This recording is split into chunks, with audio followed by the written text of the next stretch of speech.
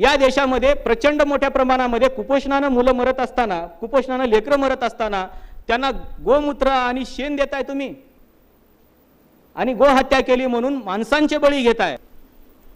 गोमातेचं संरक्षण केलं पाहिजे, परंतु जी लोक कुपोषणानं मरत आहेत त्या लोकांना त्या गोमातेचं गोमूत्र आणि शेण देण्यापेक्षा त्याचं जर दूध आणि तूप त्या लेकरांना दिलं तर उद्याचा सक्षम भारत उभा राहू शकतो.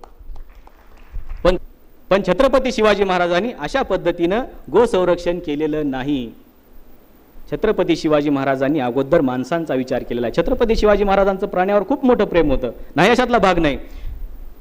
तुम्ही जर छोट्या छोट्या गोष्टी काढून बघितल्या छत्रपती शिवाजी महाराजांच्या तर खूप मोठं धोरण त्याच्यामध्ये तुम्हाला दिसायला लागतं.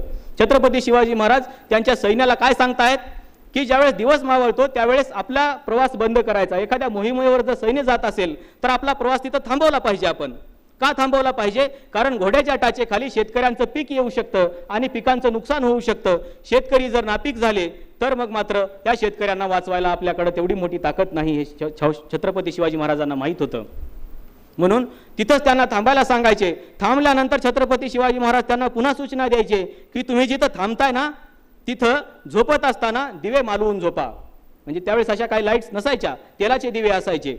दिवे मालवून झोपा. अंधार करून का झोपा म्हणायचे शिवाजी महाराज? कारण ही दिव्याची वात जर एखाद्या उंदराने घेऊन गेली तर कडब्याच्या गंजीला आग लागू शकते, आणि कडब्याच्या गंजीला आग लागली तर जनावराचा चारा जळू शकतो, आणि जनावराचा चारा जळाला तर जनावर उपाशी मरतात.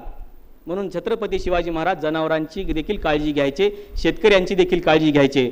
आपला शेतकरी मंत्रालयावर उडी मारतोय. कुठे आहे छत्रपती शिवाजी महाराजांचं धोरण?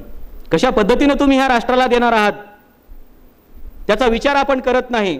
फक्त आपल्याला काय झालंय की तुम्ही 2014च्या निवडणुकीला एक महत्त्वाची घोषणा त्यावेळेस केलेली तुम्हाला पाहायला मिळाली असेल की त्यावेळेस एक घोषणा केलेली होती, छत्रपतींचा आशीर्वाद चला देऊ.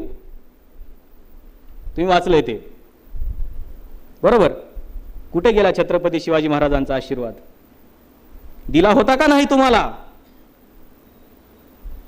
जर दिला होता तर मग राज्याची अवस्था अशी का व्हायला लागलेली आहे याचा विचार आपल्याला पुन्हा एकदा करायला पाहिजे.